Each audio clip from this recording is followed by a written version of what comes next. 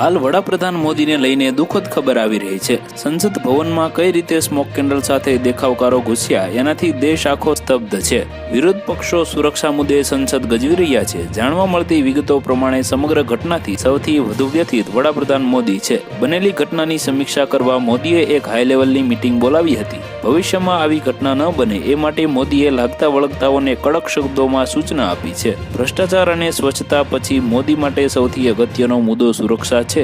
અમિત શાહ પણ આ બાબતથી અજાણ નથી, એટલે થોડા દિવસોમાં કેટલાક વધુ જવાબદારોની હકાલપટ્ટી થશે એ પણ નક્કી છે। આ મુદ્દે નરેન્દ્ર મોદીએ અમિત શાહને ખખડાવ્યા હતા અને નારાજગી વ્યક્ત કરી હતી કે વિરોધ પક્ષ દ્વારા તેમને બદનામી વહોરવી પડી રહી છે। સમગ્ર દેશમાં તેમના નામનો હોબાળો થઈ રહ્યો છે। તો વધુ માહિતી મેળવવા માટે ચેનલ સાથે જોડાયેલા રહો। વિડીયો પસંદ આવે તો લાઈક કરી દેજો। ચેનલમાં નવા છો તો સબસ્ક્રાઇબ કરી દેજો।